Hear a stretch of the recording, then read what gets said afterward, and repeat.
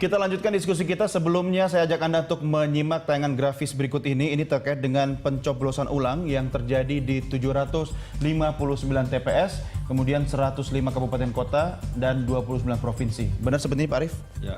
Oke, sekarang pemirsa bersama saya di studio telah hadir Sekretaris Tim Advokasi PKS Yanuar Arief Wibowo. Mas Yanuar, terima kasih bergabung bersama kami. Malam, Assalamualaikum. Waalaikumsalam. Ada masalah apa nih yang Anda bawa ke studio kali ini? Jadi maksudnya harus kita selesaikan gitu ya? Kalau melihat statement dari Bawaslu dan Prof. Jimli hari ini pemilu sekarang ini mengkhawatirkan.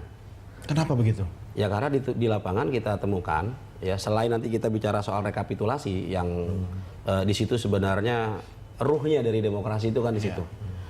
Itu money politik itu sangat marak, sangat masif. Walaupun saya nggak bisa menyebut ini sistemik, ya. Tapi parsial-parsial. Tapi kalau tidak sistemik berarti orang per orang yang melakukannya? Iya, caleg per caleg, partai per partai gitu. Tergantung masing-masing wilayah.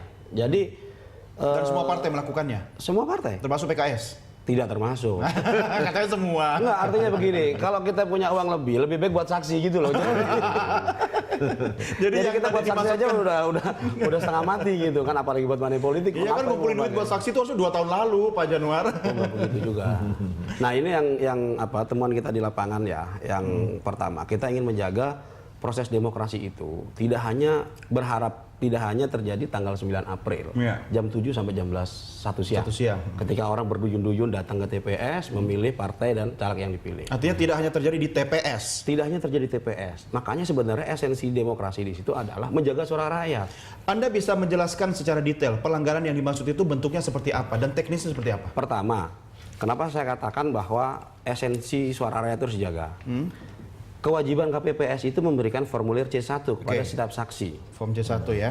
Tapi kita temukan pada saksi kita di lapangan, itu di banyak daerah, Lebak misalnya, Pandeglang misalnya, sampai dengan rapat tingkat kelurahan atau desa, itu saksi kita nggak punya, nggak dikasih. Banyak daerah ini ada beberapa daerah kah atau banyak ini maksudnya apa? Menurut Anda ini ada puluhan? Cukup masif. Jadi bukan hanya Lebak Pandeglang, di Gunung Kidul, di Jogja, di ada di Depok juga. Anda punya datanya ya Pak ada, soal itu ada. Ya? Oke, artinya memang petugas tidak menyerahkan form C1 kepada saksi dari petugas partai. tidak menyerahkan form 1 sertifikat berita acara ya C1 kepada saksi. Pertama. Yang kedua, ketika rekapitulasi di tingkat PPS, di tingkat kelurahan atau desa itu, panduannya kan harusnya yang dibuka adalah C1 plano. Tapi ditemukan di beberapa titik, di banyak titik juga malah itu sudah nggak megang C1, gitu ya. Kemudian C1 plano juga nggak dibuka. Jadi yang dibuka apa? Ya hasil dari C1 yang dibikin oleh KPPS, itu yang dibacakan yang ditulis oleh KPPS? Iya. Nah ini yang menurut kita sangat syarat dengan kecurangan manipulasi. Saya temukan ini seperti apa nih Pak Januar? Betul. Ini saya tunjukkan kepada pemirsa. Saya temukan sendiri itu di Carita. Suara PKS perhitungannya harusnya 53. Ya, calegnya partainya 27, calegnya 20, total 53. Oh, jadi hitung-hitungannya.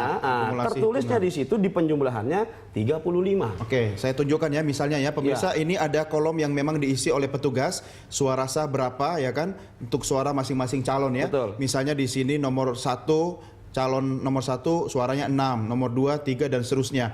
Kalau di total adalah jumlah di bawah sini. Tapi ternyata total suara yang ada di sini tidak sesuai jumlah totalnya. Ini modus. Modus dari siapa? Dari caleg atau dari petugas?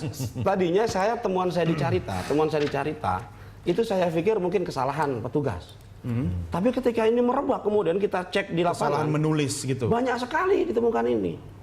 Ini pertama. Yang kedua adalah memindahkan dari lembar C1 kepada Excel di tingkat kelurahan dan desa. Ini angka bisa sangat berubah. Oke. Apalagi sekarang direkap tingkat kecamatan. Sekarang udah selesai dengan kecamatan, mudah-mudahan hari ini ya. Jadi menurut Anda Pak Januar, semua aktivitas penyalahgunaan wewenang itu ada di penyelenggara pemilu? Pada poin ini iya. Pak Arief yang harus menjawab. Tapi sebelumnya break dulu deh. Biar nggak berantem nanti ya. Pemirsa, kami segera kembali sesaat lagi. Tetap bersama kami.